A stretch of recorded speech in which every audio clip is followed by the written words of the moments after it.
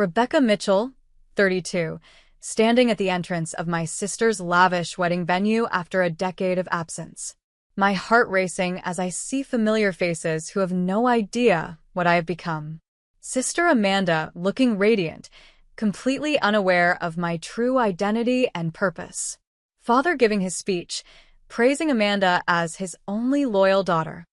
I clutch the manila folder containing documents that will destroy their perfect family image. The wedding planner announces it's time for speeches, and I walk toward the microphone. If you're watching this and have ever felt betrayed by the people who should have protected you most, I want you to know you're not alone. My family drama might seem extreme, but family secrets have a way of surfacing when we least expect them. I'd love to know where you're watching from today. Drop your location in the comments. If my story resonates with you, please subscribe to hear more stories about family karma and justice served. Now, let me take you back to where it all began. I grew up in Fairfield, Connecticut, in a neighborhood where perfectly manicured lawns matched the perfectly manicured lives people pretended to have. Our six-bedroom colonial with its heated swimming pool and tennis court was the envy of many. My father, James Mitchell, was a respected heart surgeon at Greenwich Memorial Hospital. My mother, Elizabeth, was the quintessential socialite. Charity galas, country club memberships, and an immaculate appearance were her currency. Amanda was born 3 years after me, and from my earliest memories, I adored her. I would read her bedtime stories, braid her hair before school, and fiercely protect her from the mean girls at Westfield Academy. We shared secrets under blanket forts and made pinky promises about being in each other's wedding someday. When thunder scared her at night, she would crawl into my bed, and I would hold her until she fell asleep. "Becca," she would whisper, "promise we'll always be sisters no matter what." "I promise, Mandy," I would reply, using my special nickname for her. Nothing could ever come between us. But beneath our picture-perfect family image lurked ugly truths that we weren't supposed to talk about. My father's late surgeries were often cover for his affairs with nurses and pharmaceutical representatives. I discovered this at 14 when I overheard him on the phone, his voice dropping to that special tone he never used with my mother. When confronted, he slapped me hard across the face, the first time he had ever hit me. "You will never speak of this to anyone, especially your mother," he hissed, his eyes cold in a way I had never seen before. "This is adult business that doesn't concern you." My mother wasn't oblivious. She just medicated her knowledge with expensive vodka hidden in water bottles. By noon most days, her speech would become slightly slurred, her movements too careful.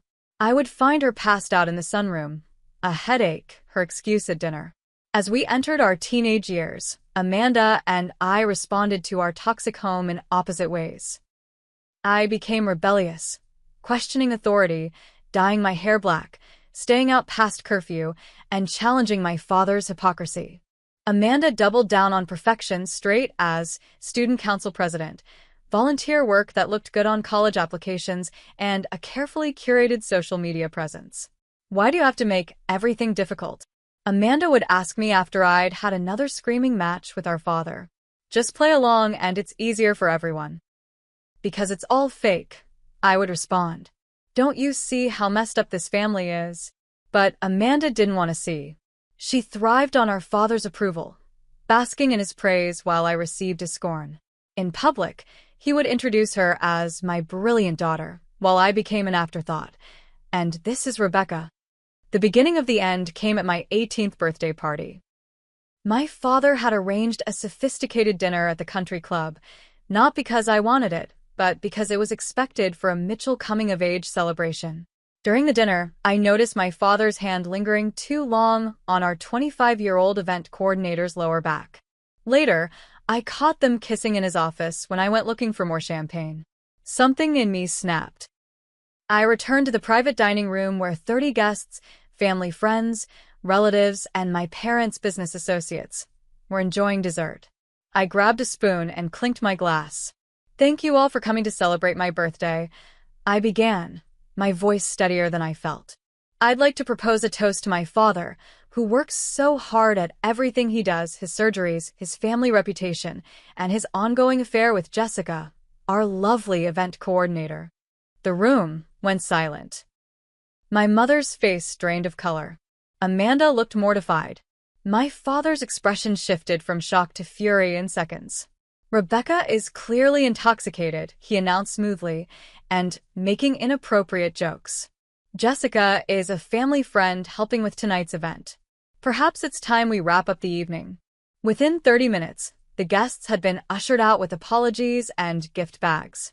Back at home, my father exploded.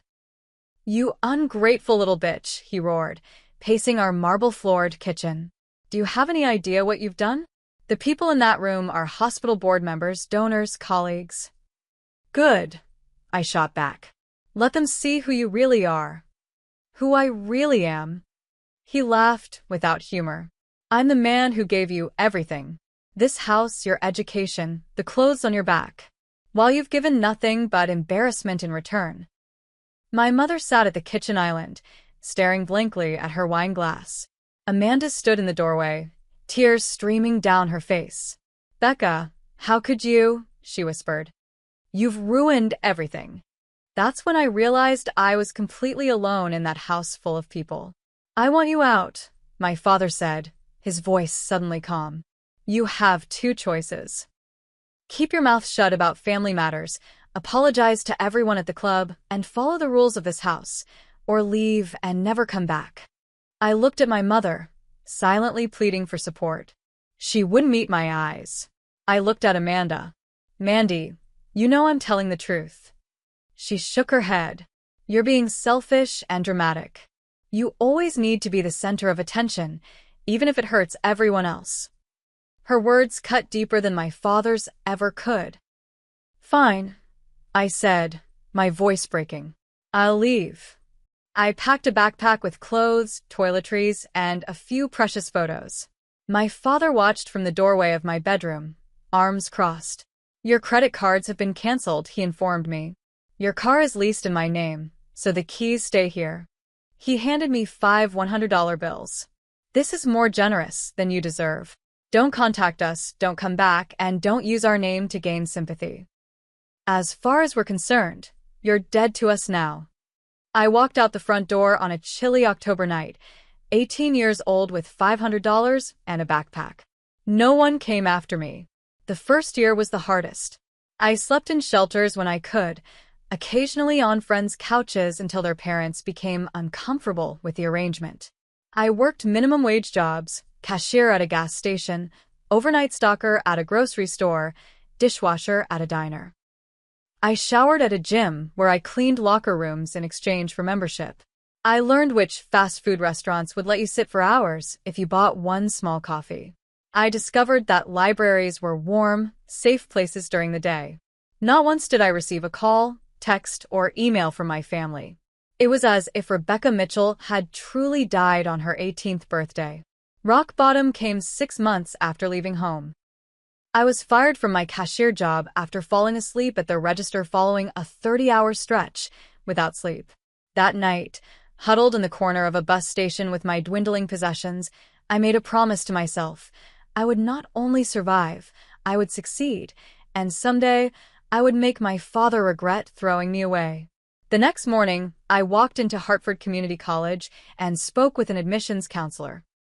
With my excellent high school transcripts, I qualified for several need-based scholarships and financial aid programs. I found a room to rent in a shabby house with 4 other students and took on 3 jobs: morning barista, afternoon library assistant, and weekend server at a busy restaurant. My schedule was brutal. Classes from 8 a.m. to 2 p.m., work until midnight, study until 3 a.m., sleep for 4 hours, repeat. I ate ramen noodles and day-old pastries from the coffee shop. I wore thrift store clothes and cut my own hair. But for the first time, I was living authentically, without the suffocating pressure of family expectations. During my second semester, I took an Introduction to Law course taught by Professor Linda Harris. She was everything I aspired to be: brilliant, composed, and commanding respect without demanding it. After I earned the highest grade on our first exam, She asked me to stay after class. "You have a remarkable analytical mind, Rebecca," she said, studying me over reading glasses. "But you look exhausted. Is everything all right?" Something about her genuine concern broke through the walls I had carefully constructed. Before I knew it, I was telling her everything: my family, the ultimatum, my current struggle. Instead of pity, her eyes showed understanding. "I was homeless for a time in my 20s, she revealed. "My path wasn't easy either. But look at me now, tenured professor, published author, expert witness in major cases." Professor Harris became more than a mentor. She became the mother figure I desperately needed. She helped me apply for additional scholarships, occasionally invited me for home-cooked meals, and most importantly, believed in me when I had trouble believing in myself. "You have fire in you," she would say. "That's rare and valuable. Channel it into your education."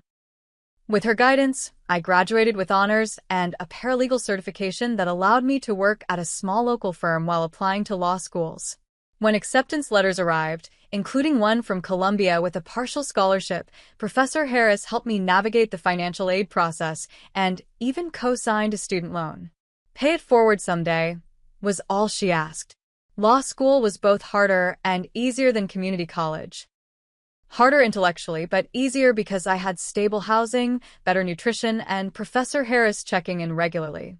I threw myself into my studies, particularly excelling in classes on financial crimes and healthcare law. The complexities of insurance fraud, Medicare regulations, and medical malpractice captivated me. After graduation, I accepted a position at Donovan, Wright & Pearson, a prestigious firm in Manhattan specializing in corporate law and financial crimes. I started in the trenches like every new associate: 80-hour weeks, mind-numbing document review, and coffee runs for partners. But I worked harder than anyone else, volunteered for the difficult cases, and stayed latest at the office. By my 5th year, I had been promoted to junior partner, the youngest in the firm's history. I had a sleek apartment in Brooklyn, a wardrobe of tailored suits, and the respect of my colleagues. I had transformed from homeless teenager to successful attorney. The scared, rejected girl was gone, replaced by a confident woman who controlled her own destiny. Then came the case that would change everything. "Rebecca, we need you on the Princeton Medical Group investigation," said senior partner William Donovan, dropping a thick file on my desk.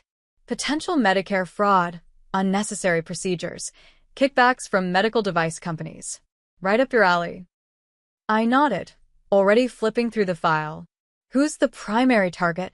"Chief of Cardiology, Dr. James Mitchell. Built their cardiac surgery program into one of the most profitable in the Northeast. But our whistleblower says he's been performing unnecessary surgeries and double-billing Medicare for years." The file slipped from my hands, papers scattering across my office floor. "Are you all right?" William asked, helping me gather the documents. "Fine," I managed. "Just surprised. I've heard of him. His reputation. Well, that reputation might be built on fraud. The numbers don't add up. He's performing 3 times the national average of certain procedures with questionable necessity. We need to build a solid case before taking this to the FBI." That night, I stared at my father's professional headshot in the case file. 10 years older, more gray at his temples, but the same confident smile that had charmed patients, colleagues, and mistresses alike. According to the file, he had expanded his practice, opened a second clinic, and purchased a vacation home in the Hamptons. His estimated net worth had tripled since I left, all potentially built on fraud, unnecessary surgeries on vulnerable patients. My first instinct was to recuse myself due to conflict of interest, but a deeper, darker thought emerged. Who better to investigate James Mitchell than the daughter he discarded? I knew his patterns, his weaknesses, his arrogance. I understood how he thought. For 6 months, I led the investigation while keeping my connection secret. I interviewed former patients, nurses who had worked with him, billing specialists.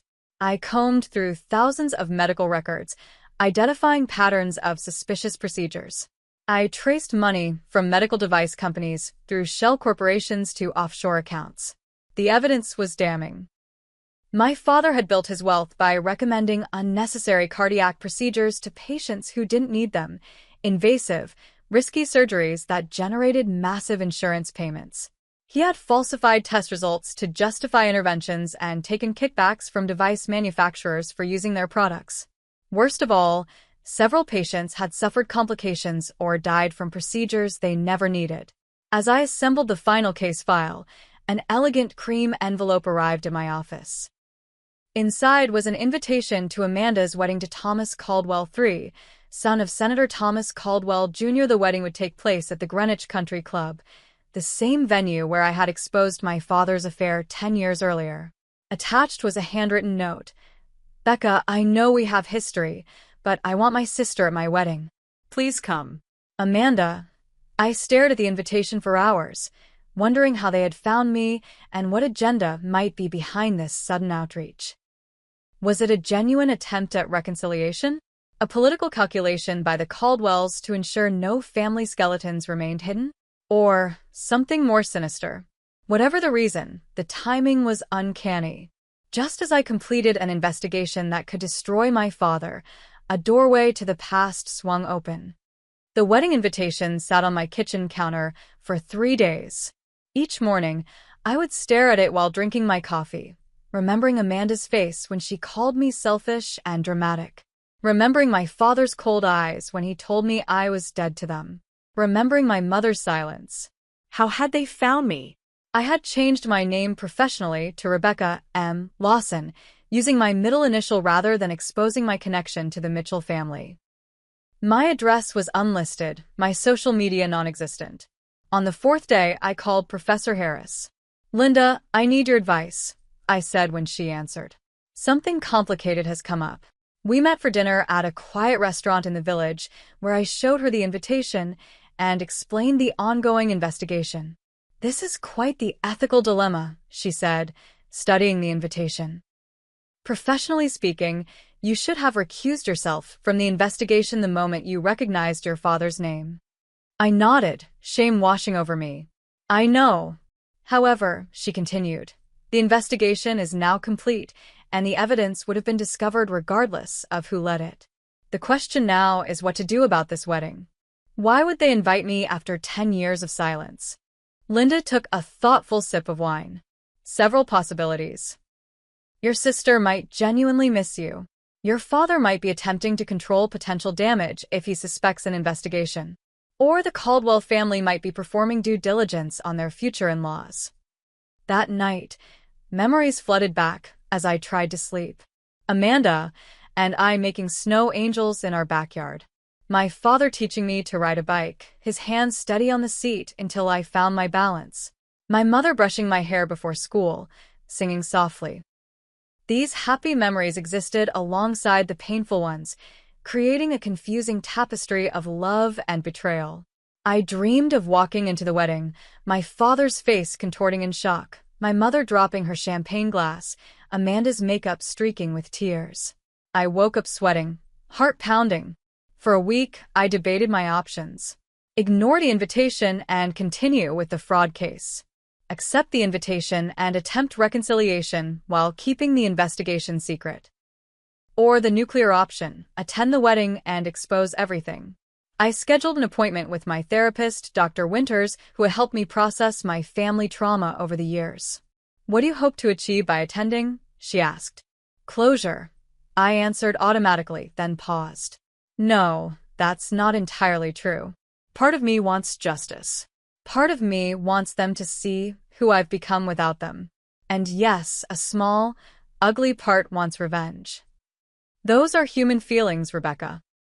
The question is whether acting on them will bring you peace or more pain.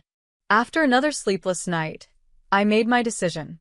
I would attend the wedding, but not for reconciliation. I would go for truth, to finally break the cycle of secrets and lies that had defined my family. I would bring the evidence file, but make my decision about exposing it based on how the reunion unfolded. I called FBI agent Samantha Taylor, with whom I'd worked on previous financial crime cases. "I need to discuss the Mitchell investigation," I said when we met in a federal building downtown. "There's a complication I haven't disclosed." I told her everything, My relationship to James Mitchell, my reasons for not recusing myself, and the wedding invitation. Agent Taylor's expression remained professional, but I could see disappointment in her eyes. This could compromise the entire case, Ms. Lawson. Defense attorneys will have a field day with your personal vendetta. The evidence stands on its own, I insisted. Every document is authenticated, every witness statement corroborated. My connection doesn't change the facts. After a long discussion, we reached an agreement. The FBI would continue building their case independently of my work. I would attend the wedding as Rebecca Mitchell, without any law enforcement involvement. If I chose to present my evidence to my family privately, that was my personal decision, but any public accusation could potentially compromise the federal case. We're probably 2 weeks from having enough for an arrest warrant, Agent Taylor said as I left. Whatever you decide to do at this wedding, remember that justice will come either way. With my decision made, I began preparations. I purchased an understated but expensive black dress from Saks, classic enough not to draw attention but sophisticated enough to signal success. I made appointments for hair, nails, and makeup. I reserved a room at the Madison Hotel, a mile from the country club. I created a contingency plan, sharing my itinerary with both Linda and my assistant Natalie. If you don't hear from me by Sunday evening, call this number, I told them, providing Agent Taylor's contact information. The night before leaving for Connecticut, I sat in my apartment surrounded by case files and old photographs. I packed the key evidence in a slim manila folder, enough to prove my father's crimes without compromising the full FBI case. As I zipped my suitcase, my phone rang, an unknown Connecticut number. Hello. I answered cautiously. Rebecca? It's Amanda. My sister's voice, older but instantly recognizable, sent a jolt through me. I just wanted to make sure you received the invitation, she continued when I didn't respond. And to say that I really hope you'll come. I'll be there, I said, my voice distant even to my own ears. Really? That's wonderful. She sounded genuinely pleased. There's so much I want to talk to you about. We'll have plenty to discuss, I replied, thinking of the documents in my bag.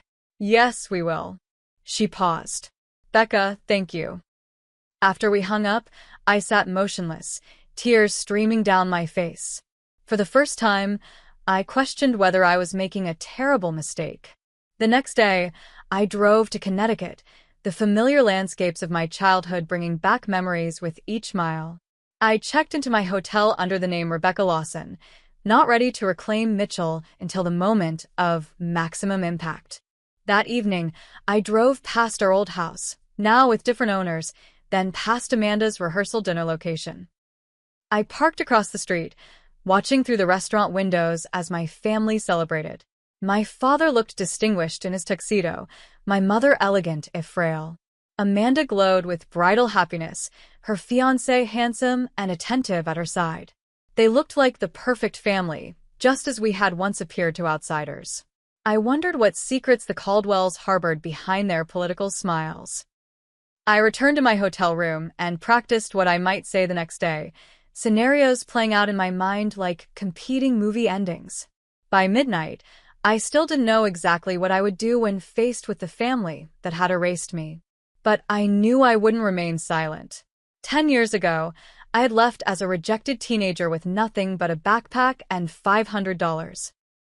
Tomorrow, I would return as Rebecca Mitchell Lawson, junior partner, investigator, and keeper of secrets that could destroy everything my father had built. I woke at dawn, my heart already racing. The wedding wasn't until 2 o'clock, but anxiety had me up with the sunrise, pacing my hotel room. I ordered room service but could only manage a few bites of toast. Twice, I nearly called Linda to tell her I was backing out. At 11, I began getting ready, a process I deliberately extended to occupy my racing mind. I styled my hair in a sophisticated updo, applied makeup that emphasized my green eyes, identical to my mother's, and finally slipped into my dress.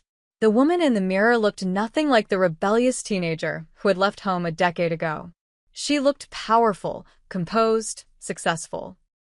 But when I closed my eyes, I still felt like that terrified 18-year-old walking away from the only home she had ever known. "You can do this," I whispered to my reflection. "You survived worse than a wedding." As I gathered my purse and the manila folder, panic suddenly overwhelmed me. My chest tightened, breaths coming in short gasps. I sank to the floor, my carefully applied makeup streaking with tears. For 15 minutes, I fought through the anxiety attack, using techniques my therapist had taught me: deep breaths, grounding exercises, reality checks. Finally calm enough to function, I repaired my makeup and called a car service. "Greenwich Country Club," I told the driver, my voice steadier than I felt. The venue was exactly as I remembered: manicured grounds sloping down to Long Island Sound, white columns framing the entrance, flower arrangements taller than children. Guests in designer outfits and summer suits streamed through the doors, greeted by attendants checking names against the guest list. "Name, please?" asked a young woman with a tablet. "Rebecca Mitchell." The name felt foreign on my tongue after years of introducing myself as Rebecca Lawson. Her eyes widened slightly. "Oh, "Ms. Mitchell, you're on the priority list." She signaled to an older woman who approached immediately. "Ms. Mitchell, I'm Frances, the wedding coordinator. The bride left specific instructions that you were to be escorted in personally when you arrived." Her smile seemed genuine but curious. "Would you like to see her before the ceremony? She's getting ready upstairs." "No," I said quickly. "I'll just find my seat." "Of course. You're at table 3, family table, for the reception. For the ceremony, would you prefer to sit with family in the front or—" "Back is fine," I said. "I wouldn't want to disrupt anything." Frances nodded understandingly and led me to the garden where the ceremony would take place. I chose a seat in the last row, on the aisle, perfect for a quick exit if needed. As the garden filled with guests, I observed without being noticed. Distant relatives who had attended holiday dinners now had gray hair and moving slower. Parents of childhood friends double-checking their seating assignments. My father's medical colleagues in expensive suits, their wives comparing jewelry. The senator and his wife, greeting guests with practiced warmth. "Rebecca? Rebecca Mitchell?" I turned to see my mother's sister, Aunt Catherine, staring at me in disbelief. "It is you. My goodness, we all wondered if you'd really come." She embraced me awkwardly. "You look different. Grown up." 10 years will do that," I replied, forcing a smile. "Yes, well." She seemed unsure how to continue. "Such a shame, everything that happened. Your poor mother. But water under the bridge now, yes? Families should stick together." Before I could respond, she was called away by her husband. As she left, I overheard her whisper to another guest, "That's the daughter who ran off. The troubled one." Troubled one. The label stung, reinforcing that the family narrative had been constructed to paint me as unstable rather than truth-telling. I slipped away to find a bathroom, needing a moment alone. Inside the country club's marble-floored ladies' lounge, I splashed cold water on my wrists, a calming technique Linda had taught me. The door opened, and in the mirror, I saw my mother enter. Elizabeth Mitchell froze, her hand still on the door. She had aged dramatically, thinner, paler, her once vibrant auburn hair now a soft gray. For a moment, shock registered openly on her face. Then, like pulling on a mask, she composed herself into the perfect society matron. "Rebecca, you came." She approached carefully, as if I might bolt. "Amanda will be pleased." "Will she?" I turned to face her directly. "Or is my invitation just another Mitchell family performance? Invite the estranged daughter so no one asks uncomfortable questions. That's not fair." She glanced toward the door, lowering her voice. "Darling, I know things ended badly, but this is your sister's wedding. Let's not make a scene." Not make a scene. The familiar refrain of my childhood. Don't embarrass the family. Keep secrets. Maintain appearances. I'm not planning to make a scene, Mother. I kept my voice level. I'm just here because Amanda asked me to be. She nodded, seemingly relieved. You look well. Successful. Her eyes traveled over my designer dress, professional hairstyle, the confidence in my posture. What are you doing these days? I'm an attorney. Junior partner at Donovan, Wright and Pearson in Manhattan. Pride flickered briefly in her eyes before uncertainty replaced it. Your father will be surprised to see you. I'm counting on it, I replied, my tone making her flinch slightly. A woman entered the bathroom, giving my mother an excuse to retreat. We'll talk more at the reception, she said, squeezing my arm before hurrying out. The encounter left me shaken.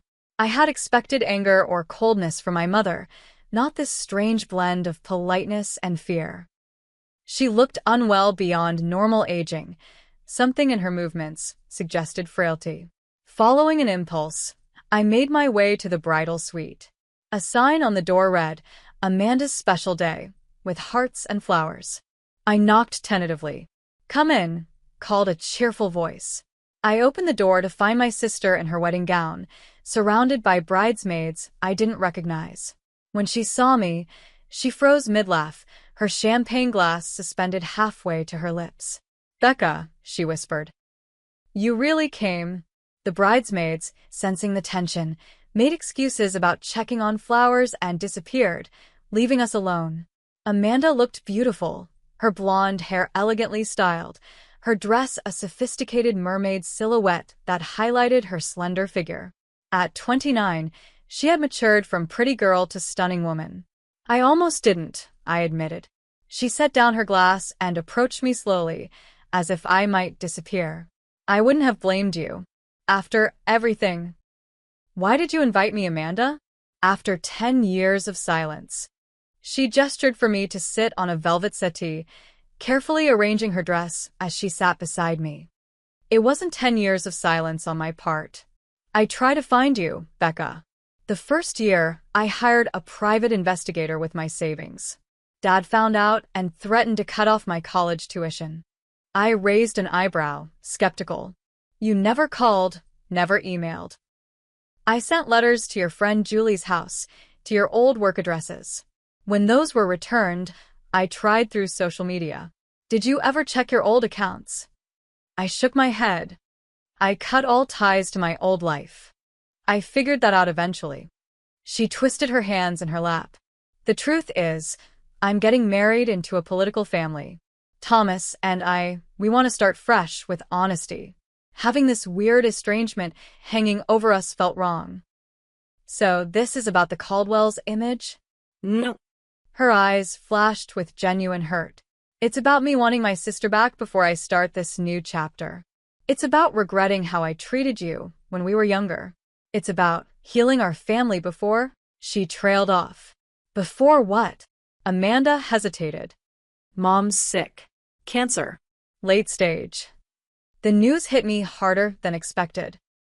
Despite everything, this was the woman who had once tucked me in at night, who taught me to read, who had moments of maternal warmth between her episodes of alcohol-numbed detachment. I'm sorry to hear that, I said, meaning it. How long? Months, maybe. She wanted to make it to the wedding. Amanda studied my face. You really didn't know? You haven't been monitoring the family at all? I've been busy building a life without you, I said, the words coming out sharper than intended. A knock at the door interrupted us. 5 minutes until we need to start, Amanda, called the wedding planner. Amanda stood, smoothing her dress. Will you stay? Please? We can talk more at the reception. I nodded, not trusting myself to speak. Thank you for coming, she said, squeezing my hand. It means everything to me. As I left the bridal suite, conflicting emotions swirled through me. Amanda seemed sincerely glad to see me, which challenged the narrative I'd constructed over 10 years, that my entire family had callously discarded me. The news about my mother's illness complicated my purpose further. I was so distracted that I nearly collided with my father as I rounded a corner. James Mitchell looked older but still commanding, silver hair perfectly styled, his tuxedo obviously custom-made, his posture military straight. When he recognized me, his expression cycled rapidly through shock, anger, and calculation. Rebecca, he said, his voice controlled. What are you doing here? I was invited. I replied evenly. By Amanda. His jaw tightened. Without consulting me. It's her wedding, not yours.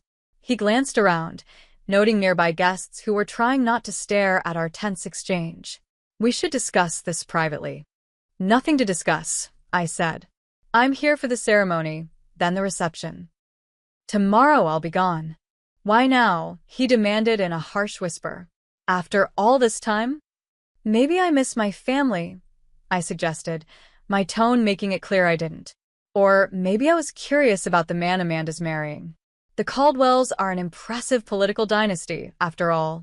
At the mention of the Caldwells, my father's expression changed subtly. Fear flickered in his eyes before he masked it. Whatever you're planning, don't.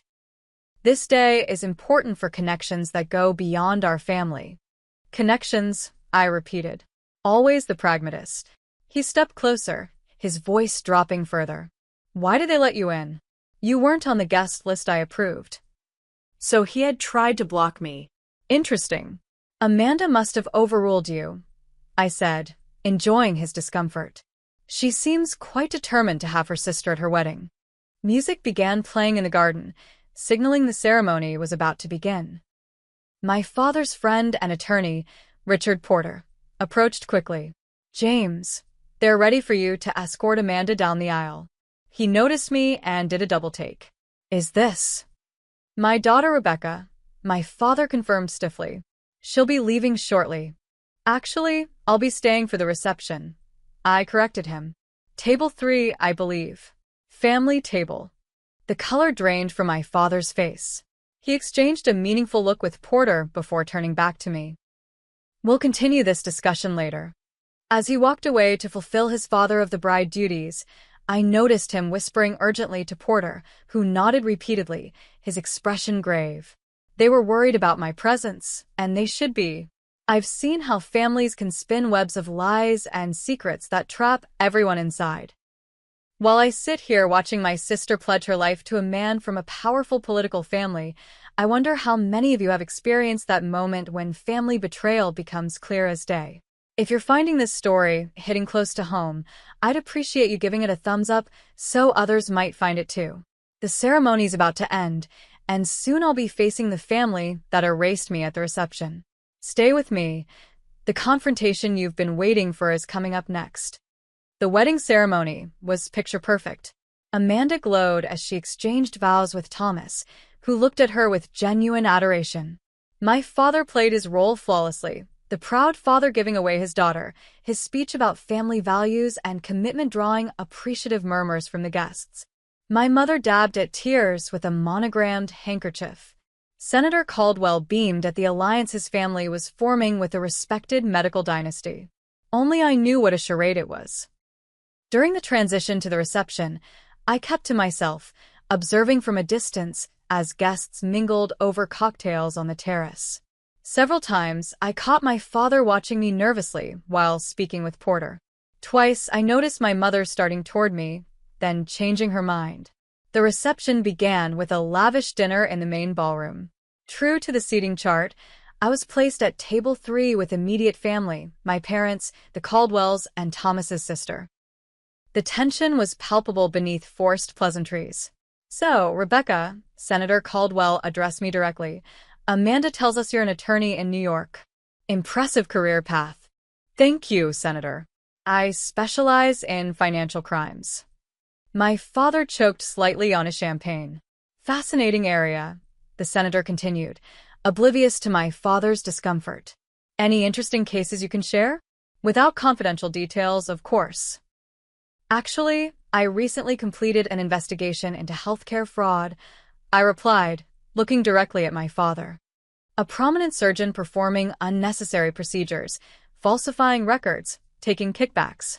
The usual pattern of greed over patient care. My father's knuckles whitened around his fork. My mother looked confused. Sounds like important work, Thomas's mother commented. Protecting vulnerable patients from exploitation. That's exactly how I see it, Mrs. Caldwell. No one should profit from unnecessary suffering. Before the conversation could continue, the wedding planner announced it was time for speeches. My father stood, straightening his tuxedo jacket and walked to the microphone at the front of the ballroom. Ladies and gentlemen, as father of the bride, it's my privilege to welcome you all to this joyous occasion. His speech was eloquent, talking about Amanda's childhood achievements, her kind heart, her bright future with Thomas. He spoke about family legacy and values, about the sacred trust between parent and child. With each hypocritical word, my resolve strengthened. When he finished to appreciative applause, the wedding planner consulted her list.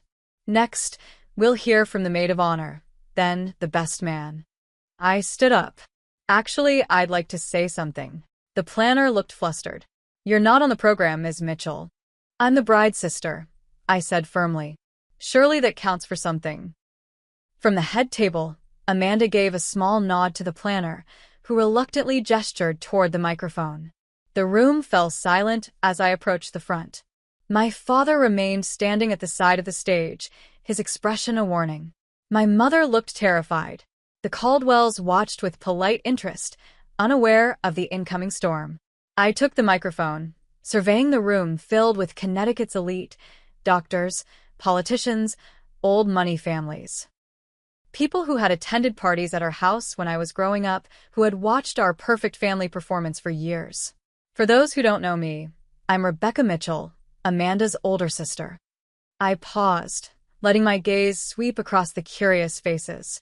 Some of you might be wondering where I've been for the past decade, since I haven't been present at family functions. Murmurs rippled through the crowd. Good. I had their attention. 10 years ago, on my 18th birthday, I was given an ultimatum by my father. Keep quiet about certain family matters, including his multiple affairs, or leave and never return. I chose truth over comfort, integrity over family loyalty. That night, I walked out of our house with $500 and a backpack. Gasps and whispers erupted. My father stepped forward, but I continued before he could interrupt. For the first year, I was homeless. I slept in shelters, worked minimum wage jobs, and eventually put myself through community college while working 3 jobs. Not once during that time did my family check if I was alive or dead. Amanda was crying now, Thomas holding her hand tightly. My mother had her face in her hands. My father was frantically signaling to Porter. Through sheer determination and the kindness of strangers who became my real family, I graduated from Columbia Law School and became a junior partner at Donovan, Wright & Pearson, specializing in financial crimes. I opened the manila folder I had brought to the podium, which brings me to the real reason I accepted Amanda's invitation. 6 months ago, my firm was assigned to investigate potential Medicare fraud at Princeton Medical Group, specifically the practice of Dr. James Mitchell, who has been performing unnecessary cardiac procedures on elderly patients, falsifying test results to justify interventions, and taking kickbacks from medical device companies. The room erupted in shocked exclamations. Senator Caldwell stood abruptly, his face ashen. My father lunged toward the stage, but 2 of Thomas's military friends blocked his path. I have here documentation showing that over the past 8 years, my father has performed at least 300 unnecessary surgeries, resulting in 12 patient deaths and millions in fraudulent Medicare claims. I held up several papers. Bank records showing payments through shell companies. Testimony from nurses and technicians who were pressured to falsify data. She's lying, my father shouted. This is revenge from a mentally unstable daughter. She has no evidence. Actually, I have copies of everything, I replied calmly. And the FBI has the originals. They've been building a case independently of my investigation. As if on cue, the ballroom doors opened, and Agent Taylor entered with 2 other agents. They hadn't been part of my plan, but apparently, they had been monitoring the situation. James Mitchell, Agent Taylor announced, we have a warrant for your arrest on charges of healthcare fraud, false claims, and criminal negligence resulting in death. Chaos erupted. Guests stood, phones recording the unprecedented scene. The Caldwells huddled together, security personnel surrounding them. My father was handcuffed, still protesting his innocence and demanding his attorney. Through the commotion, I noticed my mother collapse into her chair, a security guard calling for medical assistance. Amanda pushed through the crowd toward me, her wedding dress billowing around her. "How could you?" she cried, reaching the podium. "Today of all days?" But there was something unexpected in her expression, not just anger, but relief. As if a burden had been lifted. "You knew," I realized. "You suspected something wasn't right." She looked away. "I had concerns."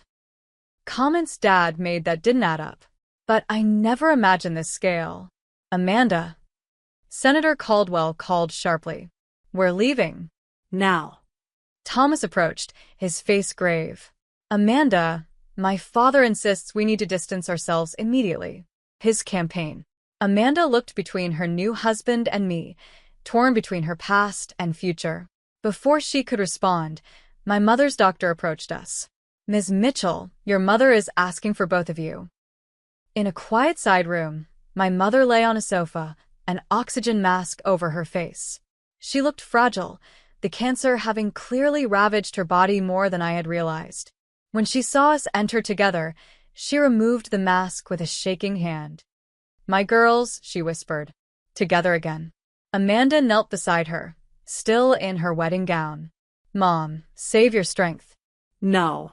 My mother's voice was surprisingly firm. "I need to say this while I can." She looked at me. Rebecca, I knew. About the affairs, about the money, not everything but enough. I was a coward. The alcohol made it easier to pretend. Tears streamed down my face. "Why didn't you support me that night?" "Fear," she admitted. "Your father controlled everything, the money, the house, our social standing. And I was already sick then, though we kept it private. Early symptoms that I ignored." She took a labored breath. "I've regretted my silence every day since you left." She turned to Amanda. "And you, my perfect daughter, who followed all the rules. I watched you become what I was, trapped in a life of appearances." She glanced toward the door, where we could hear the Caldwells arguing with wedding staff. "Be careful of the cage you're choosing, sweetheart." "Mrs. Mitchell," a nurse interrupted gently, "we need to get you to the hospital for evaluation." As they prepared to transfer my mother to an ambulance, she grabbed my hand with surprising strength. "The letters," she whispered, "in my blue jewelry box. I kept them from you both." Before I could ask what she meant, the medical team whisked her away. Amanda and I stood in stunned silence, processing everything that had happened. Through the window, we could see the reception in disarray. Guests leaving hurriedly, FBI agents collecting statements, my father being placed in a federal vehicle. "Letters?" Amanda finally asked. "I don't know," I admitted. "But I intend to find out." Thomas entered, his expression conflicted. "Amanda, my parents are insisting we leave immediately. They're talking about annulment, damage control." Amanda looked at her ring, then at me, then back at Thomas. "Tell them I'll be out shortly." When he left, she turned to me. 10 years ago, I betrayed you by staying silent. I won't make that mistake again." She took a deep breath. "Did you come here just for revenge, or is there some part of you that wanted to reconnect?" "Both," I admitted. "I wanted justice, but seeing you, I've missed my sister." She nodded, tears streaking her carefully applied makeup. "This isn't how I imagined my wedding day ending. Political scandal, federal arrests, family's secrets exposed." "I'm sorry about the timing," I said, meaning it. "Don't be. Maybe this is exactly what needed to happen." She squeezed my hand. "We have a lot to figure out. About Mom, about these letters, about what happens next." From outside, Senator Caldwell's voice boomed. "Amanda." Now. She grimaced. "I need to deal with my new in-laws. But this isn't over, Becca. We're talking tomorrow." As Amanda left to navigate the political fallout of her wedding day, I remained in the quiet room, emotions washing over me in waves. The justice I had sought for a decade had arrived, but it felt hollow compared to the revelations about my mother's illness, her regrets, and the mysterious letters she mentioned. I had come to expose secrets and destroy the family that had rejected me. Instead, I found that secrets had been kept from me as well. Attempts at contact, regrets unspoken, complexities I hadn't imagined. The perfect family image was shattered forever, but in its place, something unexpected emerged, the possibility of truth. The day after the wedding made every newspaper in the Northeast. Headlines ranged from prominent surgeon arrested at daughter's wedding to Caldwell in-law scandal, Medicare fraud allegations shake political dynasty. My name appeared in several articles, identified as both the estranged daughter and the attorney who had helped build the case. I checked out of my hotel early, avoiding reporters who had somehow discovered where I was staying. Amanda called as I was driving back to New York. "The Caldwells are in full crisis mode," she said, her voice hoarse from crying. "Thomas's father has his entire campaign team working on distancing themselves from Dad. They're pushing for an annulment." "What do you want?" I asked, realizing no one had probably asked her that question. A long silence followed. "I don't know anymore. Everything I thought I knew about our family, about my future, it's all changed in 24 hours. "Where are you now?" "At a hotel near the country club. The Caldwells insisted we cancel the honeymoon. They've scheduled a press conference for tomorrow where Thomas and I are supposed to express shock and dismay about Dad's alleged crimes." "Alleged?" I repeated. "Amanda, there's nothing alleged about it. I've seen the evidence." "I know," she whispered. "I believe you. That's why this is so hard." She took a shaky breath. "Can we meet?" "I went to the house this morning while Mom was at the hospital. I found the jewelry box she mentioned." 3 hours later, we sat in my Brooklyn apartment, a blue velvet box between us on my coffee table. Amanda looked exhausted, still wearing yesterday's clothes, her wedding ring conspicuously absent. "You should open it," she said. She mentioned letters. Inside the box were dozens of envelopes, some yellowed with age, organized chronologically with rubber bands. The first bundle was addressed to me in Amanda's handwriting, postmarked weekly for the first year after I left. The second bundle contained letters from my mother to me, never sent.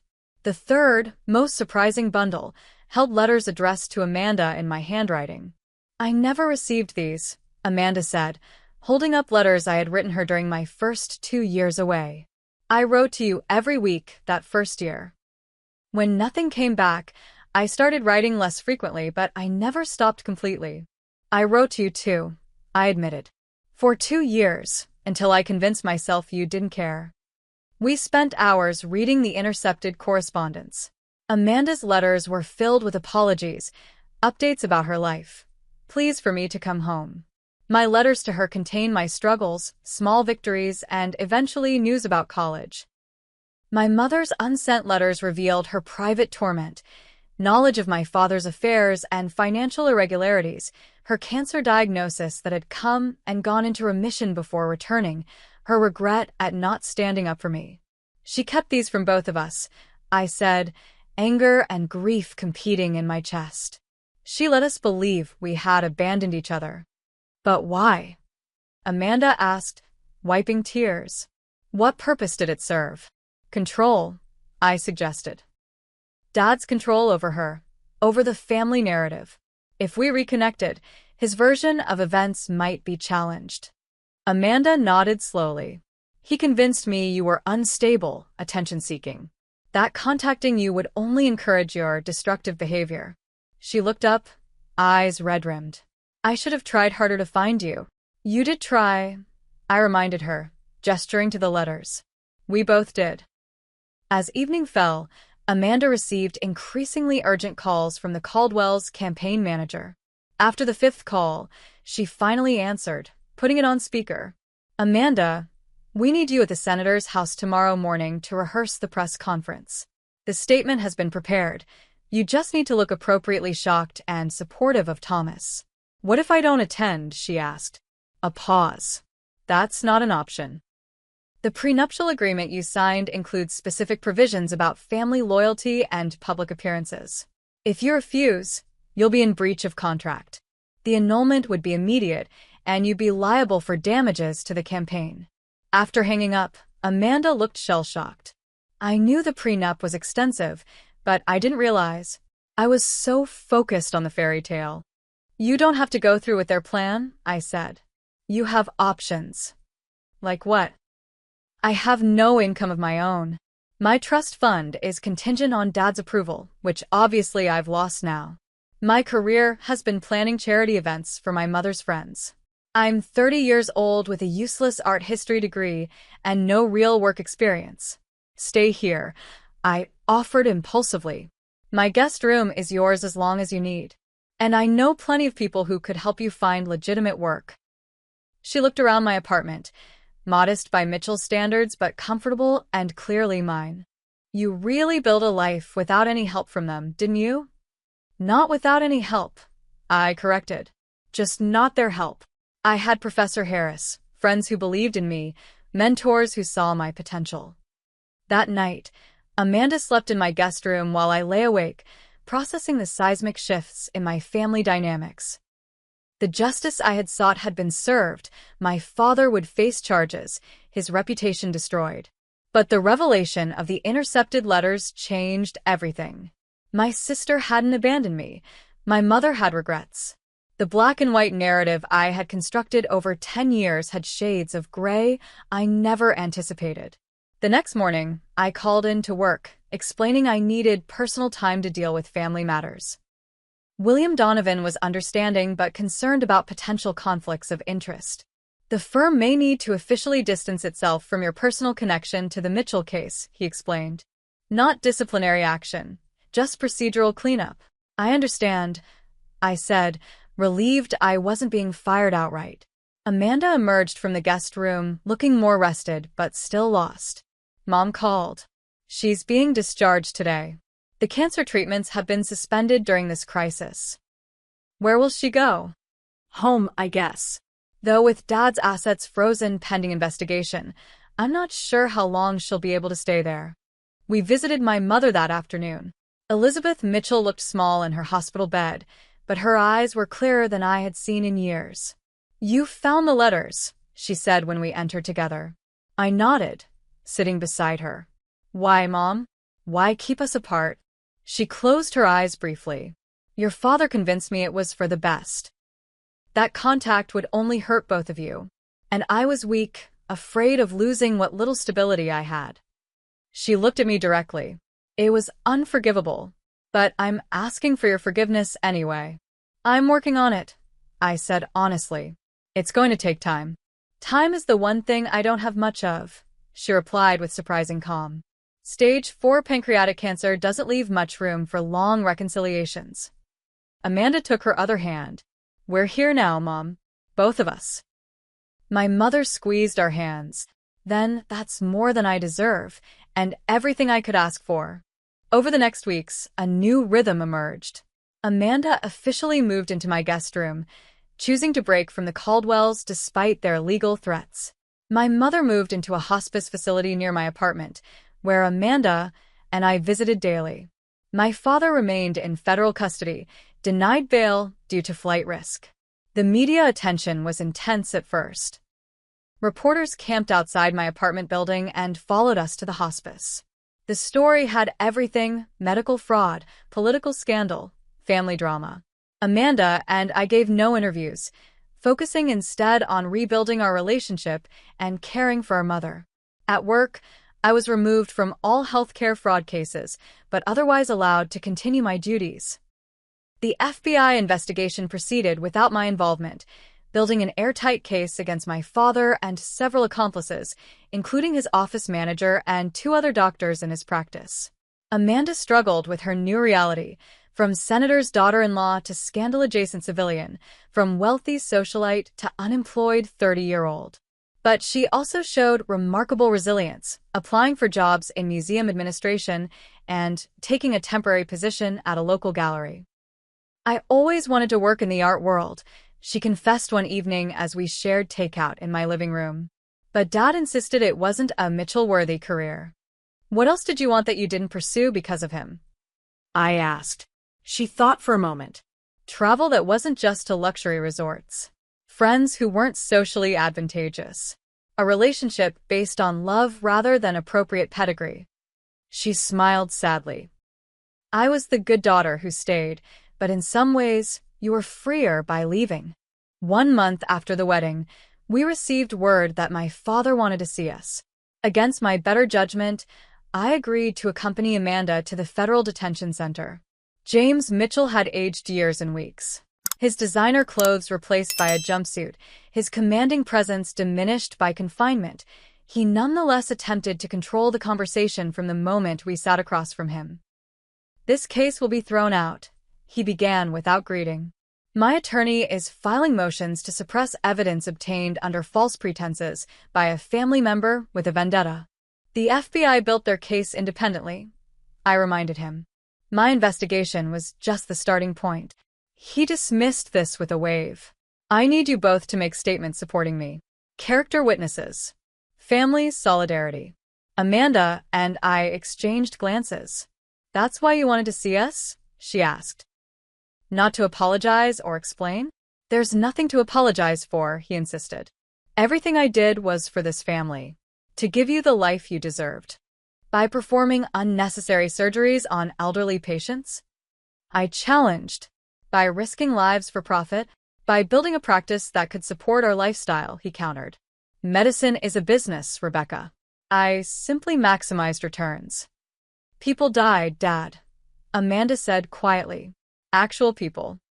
He had the decency to look momentarily uncomfortable before his defenses reasserted. "Medical complications happen. That's why we have malpractice insurance." We left 30 minutes later, having refused his demands for support. In the parking lot, Amanda broke down. "He's still trying to control us," she sobbed. "Still can't admit he was wrong." I held her, my own emotions a complex mix of vindication and sorrow. "He may never change, Amanda." "Some people can't face their own failures." "Then we need to make sure we're not like him," she said, straightening her shoulders. "No more family secrets, no more lies between us." As we drove back to the city, a weight I had carried for 10 years began to lift. The justice I had sought was unfolding through legal channels. The sister I had mourned was back in my life. The mother I had resented was showing genuine remorse in her final months. None of it erased the past, the rejection, the years of struggle, the pain of abandonment. But it offered something I hadn't expected when I received that wedding invitation, the possibility of healing.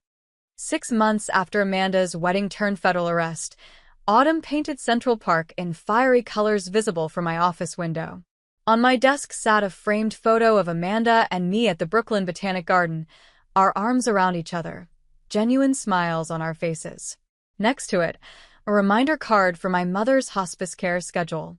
James Mitchell's trial was scheduled for January. The prosecution had built an overwhelming case: financial records, patient testimonies, cooperating witnesses from his medical practice.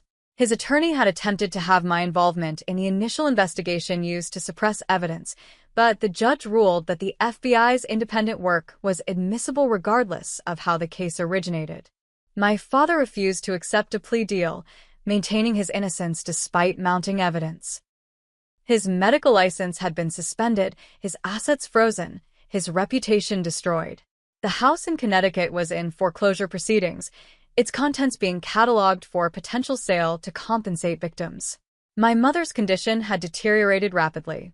The stress of the scandal seemed to accelerate her decline, though she insisted it was liberating to have the family's secrets finally exposed. "I've lived in beautiful prisons for decades," she told me during one lucid afternoon. "First my parents' expectations, then your father's control. I don't mind dying, Rebecca. I just regret not living authentically first."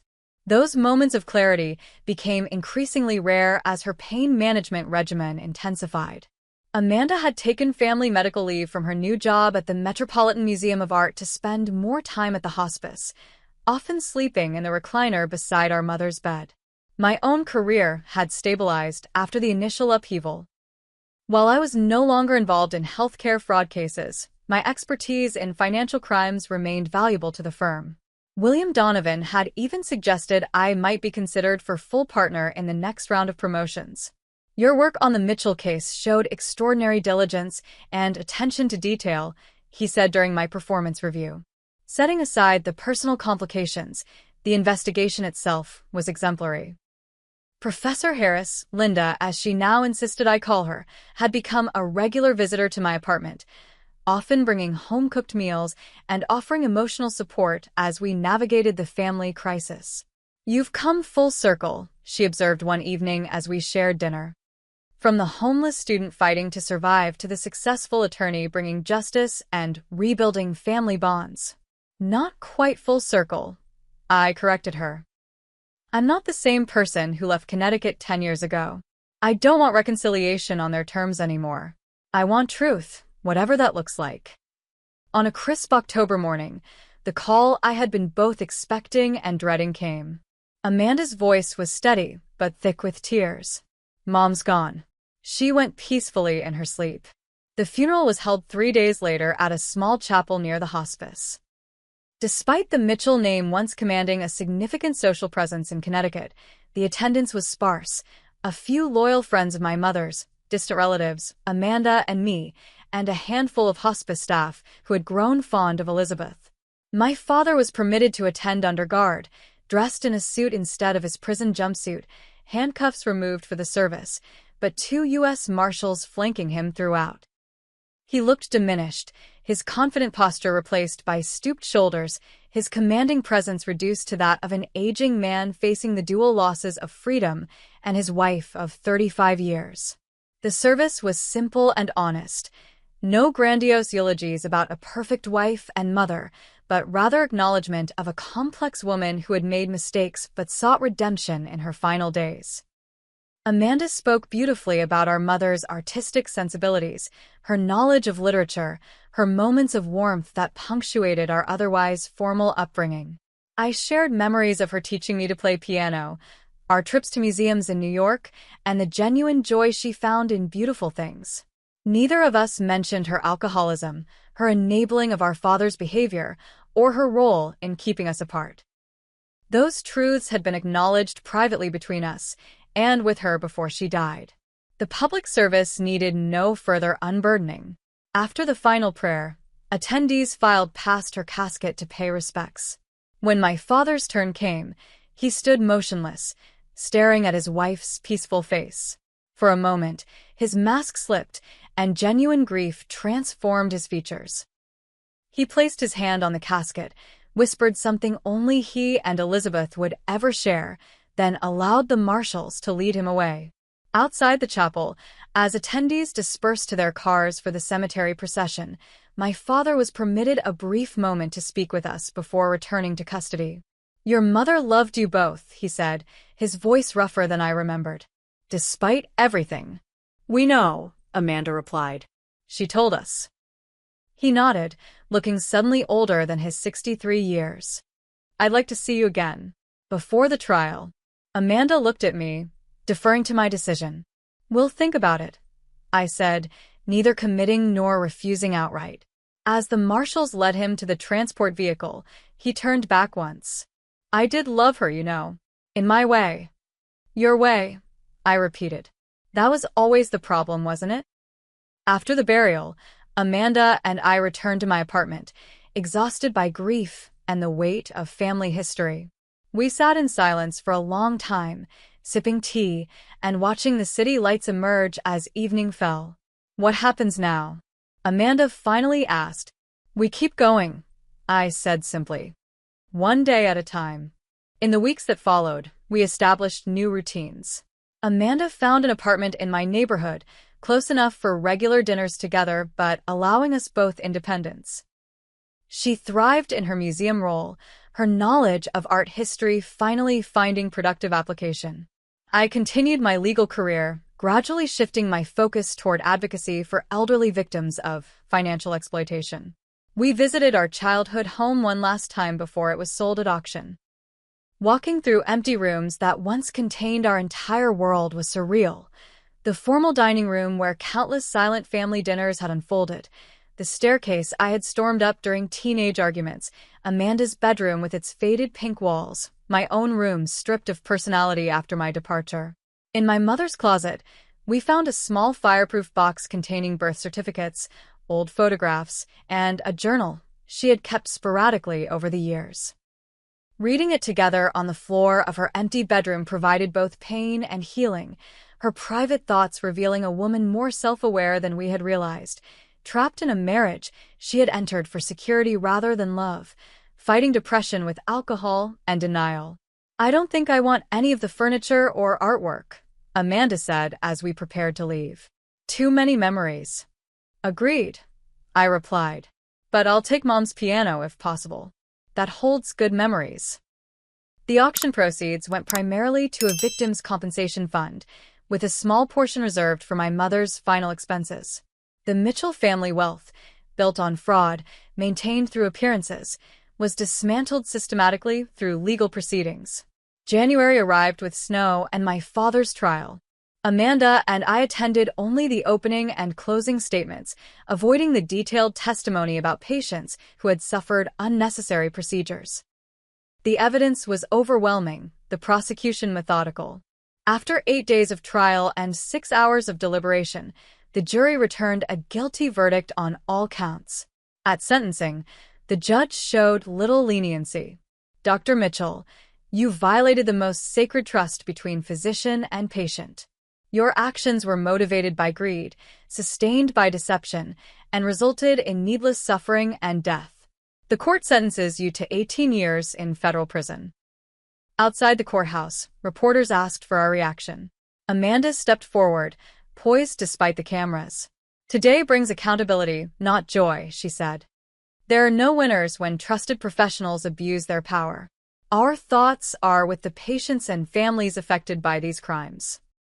As media attention finally faded, Amanda and I established a new family tradition: Sunday dinners at my apartment with Linda Harris and a rotating group of friends who had supported us through the ordeal. These gatherings became our chosen family, bound by loyalty and honesty rather than obligation and appearances. One Sunday evening, as spring returned to the city, Amanda raised her glass for a toast. "To Rebecca," she said, "who had the courage to leave and the strength to return. Who chose truth over comfort and justice over silence." Linda added, "And to both of you, for rebuilding what was broken on a foundation of honesty this time." Later that night, after everyone had left, Amanda helped me clean up, our comfortable silence a testament to reconnection.